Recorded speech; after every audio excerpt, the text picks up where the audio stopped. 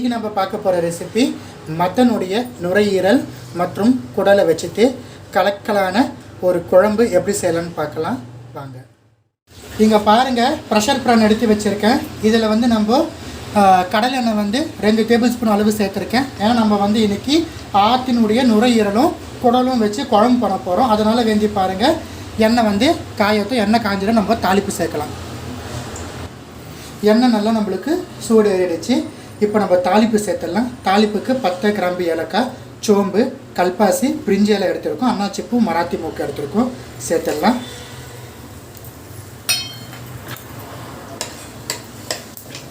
எல்லாம் புரிஞ்சு வரட்டு. பெரிய வெங்காயம் நான் என்ன பண்ணியிருக்கேன்னு பார்த்தீங்கன்னா 2 சைஸ் பெரிய வெங்காயத்தை கட் பண்ணி எடுத்துருக்கேன். அதை நம்ம இதில் சேர்த்துடலாம். நான் இன்றைக்கி ஒரு ஆட்டினுடைய நுரையீரலும் ஒரு ஆட்டினுடைய குடலும் எடுத்திருக்கேன். அதனால் 2 பெரிய சைஸ் வெங்காயம் கட் பண்ணி நம்ம ஆட் பண்ணுறோம். வெங்காயம் நல்லா வதங்கட்டும். மீன் வயல் நம்ம என்ன பண்ண போகிறோம்னு பார்த்தீங்கன்னா 2 பச்சை மிளகாய் எடுத்திருக்கேன். கிள்ளி சேர்த்துடலாம். இது கூடவே கருவேப்பிலை தலையை நம்ம கொஞ்சமாக 1/2 கைப்பிடி அளவு சேர்த்துக்கலாம்.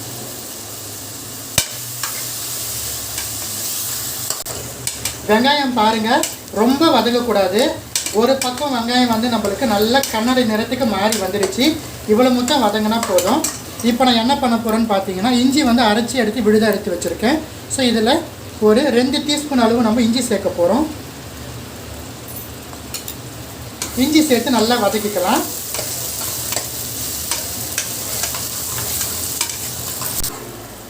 இஞ்சி பச்சை மணம் மாறிடுச்சு. இப்போ நான் பூண்டும் பார்த்தீங்கன்னா 2.5 டீஸ்பூன் அளவு நம்ம சேர்க்க போகிறோம். பூண்டு இஞ்சியை விட அதிகமாக சேர்க்கணும். ஸோ 1/2 டீஸ்பூன் எக்ஸ்ட்ராவாக சேர்த்துருக்கேன். பூண்டு சேர்த்துட்டு பழுத்த தக்காளி பெரிய சைஸில் 2 பழம் எடுத்து கட் பண்ணி எடுத்து வச்சுருக்கேன். அதையுமே நம்ம சேர்த்துடலாம். தக்காளி சேர்த்துட்டு புதினா தழை எடுத்து வச்சுருக்கேன். ஸோ புதினா தழையும் நம்ம ஆட் பண்ணிக்கலாம்.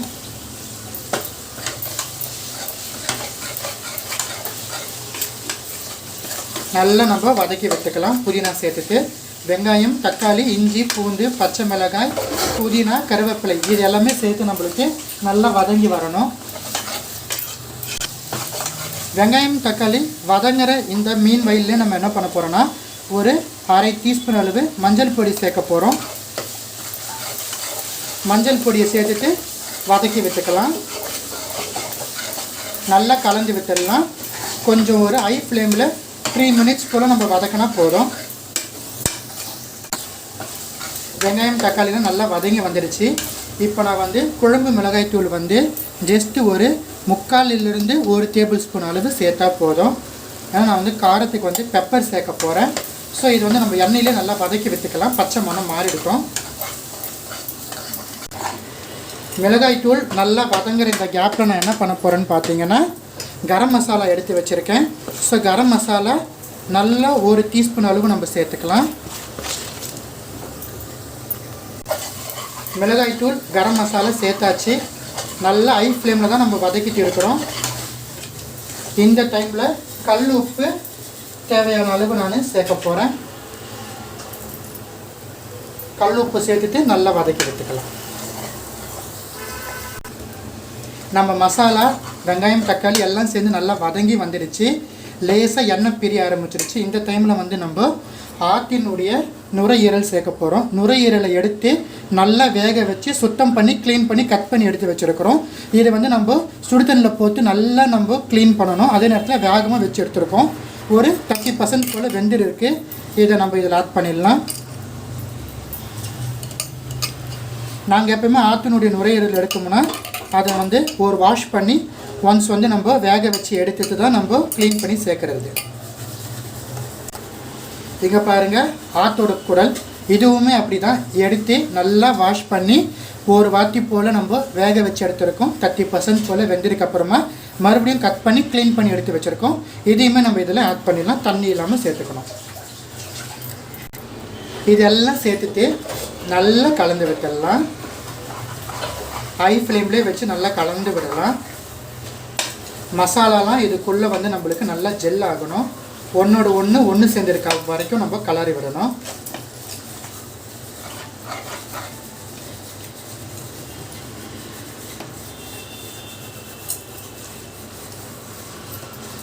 ஸோ நல்லா கலந்து விட்டாச்சு.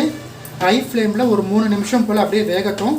இது கொஞ்சமாக தண்ணி விடும். அதுக்கப்புறமா நம்ம குழம்புக்கு தேவையான அளவு தண்ணி சேர்த்து கொதிக்க தோன்ட்டு விசில் போட்டு எடுக்கலாம். இது நல்லா தண்ணி விட்டு நல்லா வதங்கி வந்துடுச்சு. இப்போ நம்ம குழம்புக்கு தேவையான அளவு தண்ணி சேர்க்க போகிறோம்.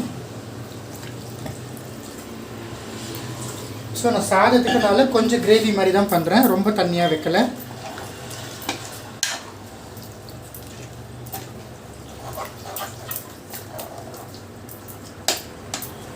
ஸோ இது நல்லா கொதி வரத்து வந்து பெப்பர் சேர்த்து விசில் கொடுக்க ஆரம்பிச்சிடலாம். குழம்பு வந்து நம்மளுக்கு கொதி வர ஆரம்பிச்சிருக்கு. இப்போ பார்த்தீங்கன்னா 6 எலுமிச்சை பழம் போல் எடுத்துருக்கோம்.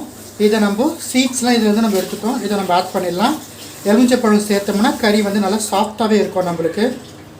இது பொதுவாகவே நம்மளுக்கு ஹார்ட் ஆகாது, இருந்தாலும் லெமன் நம்ம சேர்த்துக்கலாம், சத்துன்னு வெந்தும் வரும். லெமன் சேர்த்து நல்லா கலந்து விட்டுட்டு பெப்பர் வந்து 2 டீஸ்பூன் அளவு நான் பெப்பர் சேர்க்க போகிறேன்.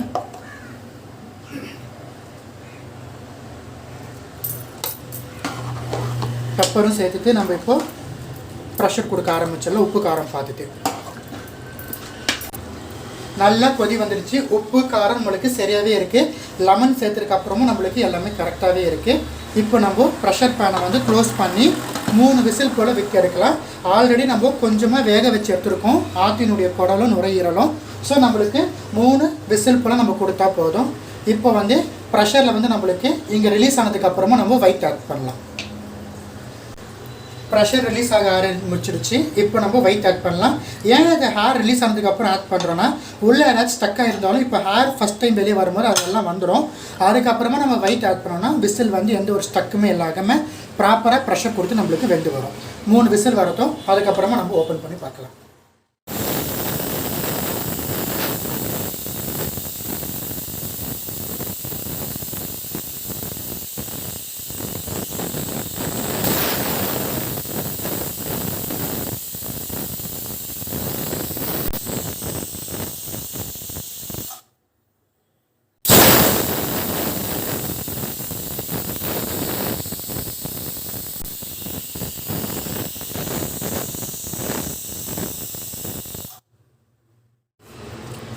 மூணு விசில் விட்டு நம்ம ஆஃப் பண்ணியாச்சு குக்கரை. ப்ரெஷர் எல்லாமே நம்மளுக்கு ரிலீஸ் ஆகியாச்சு. ஓப்பன் பண்ணி பார்த்துடலாம்.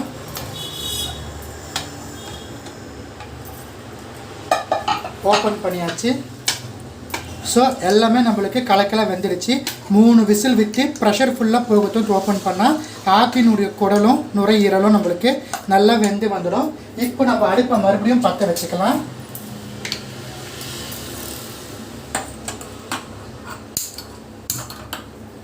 அடுப்பை பற்ற வச்சுட்டு கொத்தமல்லி தழையை நம்ம ஆட் பண்ணிக்கலாம். அடுப்பை பற்ற வச்சுட்டு கொத்தமல்லி தழை சேர்த்தாச்சு. இங்கே பாருங்கள், தேங்காய் கெசகெசா சேர்த்து நல்லா மையாக அரைச்சி எடுத்து வச்சுருக்கோம். இதை நம்ம குழம்புல ஆட் பண்ணிடலாம். கொஞ்சமாக தண்ணி சேர்த்து ஆட் பண்ணிடலாம். தேங்காய் சேர்த்தாச்சு. கொஞ்சமாக தண்ணியும் நான் சேர்த்துட்டேன். இப்போ இது நல்லா கொதி வரத்தோன்ட்டு நம்ம அடுப்பு அணைச்சிடலாம். இதிலே வந்து நான் ஜஸ்ட் ஒரு 2 சிட்டிக்கை போல் நாட்டு சக்கரை சேர்க்க போகிறேன். என்னுடைய எல்லா டேஸ்ட்டுமே பேலன்ஸ் பண்ணி தரத்துக்காக வேண்டி ஜஸ்ட் ஒரு 2 பிஞ்ச் அளவு நாட்டு சக்கரை ஜஸ்ட் டேஸ்ட்டை வந்து நம்மளுக்கு என்ஹான்ஸ் பண்ணி கொடுக்கும். ஸோ இது நல்லா கொதிக்க தோன்ட்டு நம்ம குழம்பு அணைச்சிடலாம். ரொம்பவே சுவையாக சாப்பாடுக்கு நல்லாயிருக்கும். ஆட்டினுடைய நுரையீரல் மற்றும் குடல் குழம்பு வந்து நல்லா கொதிச்சிடுச்சு. இப்போ நம்ம அடுப்பை அணைச்சிடலாம்.